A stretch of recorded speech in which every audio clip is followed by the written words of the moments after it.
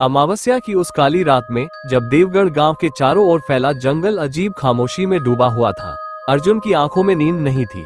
उसकी माँ गहरी नींद में सो रही थी, लेकिन घर के बाहर से बार बार किसी के धीमे कदमों की आवाज आ रही थी।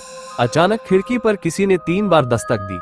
अर्जुन ने कांपते हुए बाहर देखा तो धुंध के बीच एक लड़की खड़ी थी। वही लड़की जिसकी आत्मा को उसने काले पहाड़ के श्राप से मुक्त कराया था, लेकिन इस बार उसके चेहरे पर मुस्कान नहीं बल्कि एक भयानक चेतावनी थी। भूत अमावस्या। कही अनकही बातें।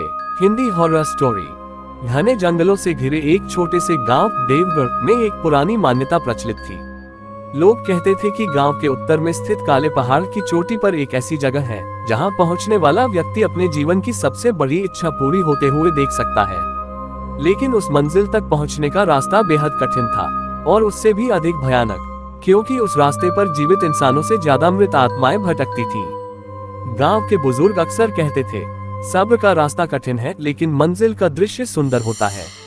मगर कोई यह नहीं बताता था कि उस रास्ते में कितनी चीखें दबी हुई हैं, कितनी आत्माएं खो चुकी हैं और कितने लोग उस मंजिल तक पहुंचने से पहले हमेशा के लिए गायब हो चुके हैं। सन 2024 की बात है। गांव में रहने वाला 28 वर्षीय युवक अर्जुन अपनी बीमार मां को बचाने के लिए हर संभव प्रयास कर चुका था।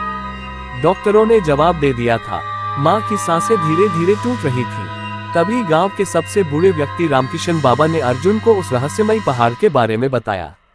उन्होंने कांपती आवाज में कहा, अगर तू काले पहाड़ की चोटी तक पहुंच गया तो तेरी सबसे बड़ी इच्छा पूरी हो सकती है। अर्जुन की आंखों में उम्मीद चमक उठी। क्या मेरी मां ठीक हो जाएगी? बाबा ने कुछ पल चुप रहकर कहा, हो सकती है, लेकिन वहां तक पहुंचने का रास्ता किसी नरक से कम नहीं है। मैं जाऊंगा। बाबा ने उसकी ओर देखा। याद रखना, रास्ते में जो भी दिखाई दे, चाहे वह तेरी मां हो, तेरा दोस्त हो या खुद भगवान हो, किसी पर भरोसा मत करना। अर्जुन ने उनकी बात को अंधविश्वास समझा। अगली सुबह वह पहाड़ की ओर निकल पड़ा। शुरुआत में रास्ता सामान्य था, पेड़ों की हरियाली, पक्षियों की आवाजें और ठंडी हवा। लेकिन जैसे जैसे वह ऊपर चढ़ता गया, वातावरण बदलने लगा। सूरज की रोशनी धुंधली होने लगी, हवा में अजीब सड़ांध भर गई और अचानक उसे किसी औरत के रोने की आवाज सुनाई दी। वह रुक गया। आवाज सामने झाड़ियों से आ रही थी। धीरे धीरे वह आगे बढ़ा। झाड़ियों के पीछे एक बूढ़ी औरत बैठी थी। उसका चेहरा आंसुओं से भरा हुआ था। बेटा, मेरी मदद कर दे। अर्जुन को दया आ गई। क्या हुआ आपको? औरत ने सिर उठाया। उसकी आंखें पूरी तरह काली थीं। अगले ही पल उसका मुंह कानों तक फट गया। उसके भीतर सैकड़ों नुकीले दांत चमकने लगे। मुझे तेरी आत्मा चाहिए। औरत बिजली की गति से उसकी ओर झपटी। अर्जुन चीख पड़ा।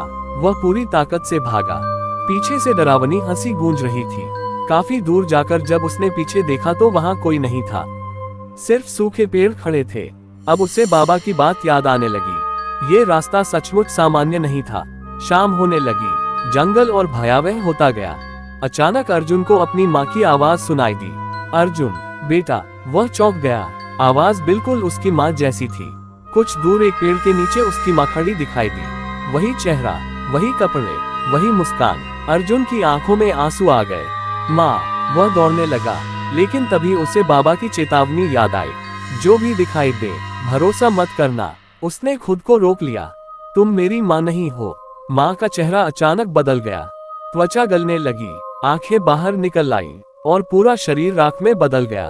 फिर चारों ओर से भयानक चीखें गूंज उठीं। जंगल में हजारों परछाइयां दिखाई देने लगीं। वे सभी अर्जुन को घूर रही थीं। उस रात उसने एक गुफा में शरण ली, लेकिन असली डर अभी बाकी था। आधी रात को उसकी आंख खुली। उसे लगा कोई उसके पास बैठा है। जब उसने धीरे धीरे सिर घुमाया तो उसका खून जम गया। एक लड़की उसके सामने बैठी थी।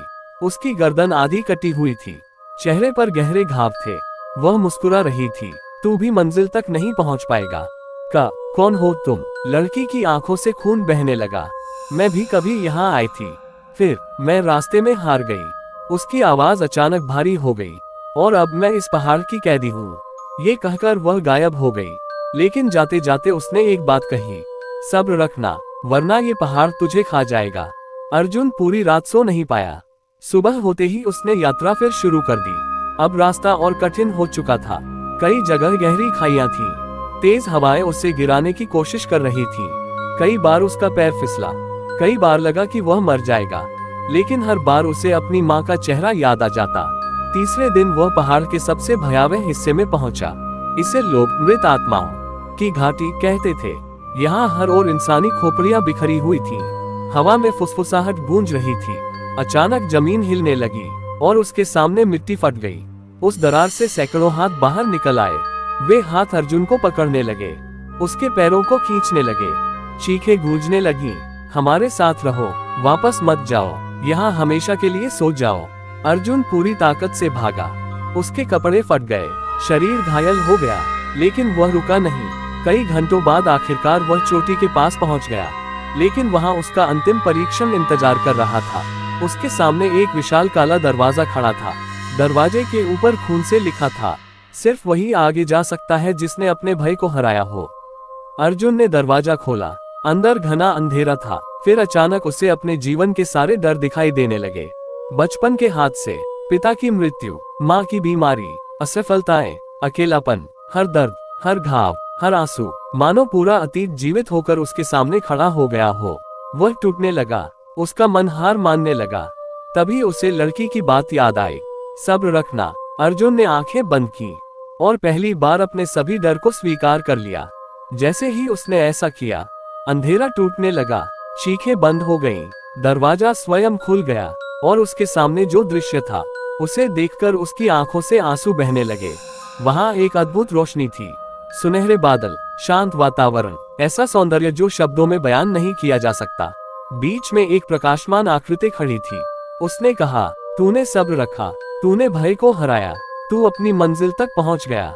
अर्जुन रो पड़ा, मेरी माँ को बचा लो। आकृति मुस्कुराए, तेरी इच्छा पूरी होगी। अचानक तेज प्रकाश फैला। जब अर्जुन ने आंखें खोली तो वह अपने गांव में था, अपने घर में। उसकी माँ उसके सामने बैठी थी, पूरी तरह स्वस्थ। अर्जुन खुशी से रो पड़ा। लेकिन कहानी यही समाप्त नहीं हुई। कुछ दिनों बाद वह फिर उस पहाड़ के पास गया। वह जानना चाहता था कि वहां वास्तव में क्या था। लेकिन जब वह पहुंचा तो वहां कोई पहाड़ नहीं था, न जंगल, न घाटी, न चोटी। मानो वह जगह कभी अस्तित्व में ही नहीं थी। केवल एक पत्थर पड़ा था, जिस पर लिखा था, जो सब्र करता है वही मंजिल का सुंदर दृश्य देख पाता है। लेकिन हर मंजिल की कीमत होती है। अर्जुन ने पत्थर को छुआ और तभी उसे पीछे से वही लड़की दिखाई दी, वही कटी गर्दन, वही खून से भरी आंखें। वह मुस्कुराई, तू जीत गया। फिर धीरे धीरे धुंध में विलीन हो गई। अर्जुन समझ चुका था, उस पहाड़ का रहस्य सिर्फ भूतों का नहीं था, वह इंसान के भीतर छिपे भय, धैर्य और विश्वास की परीक्षा थी। लेकिन आज भी देवगढ़ के लोग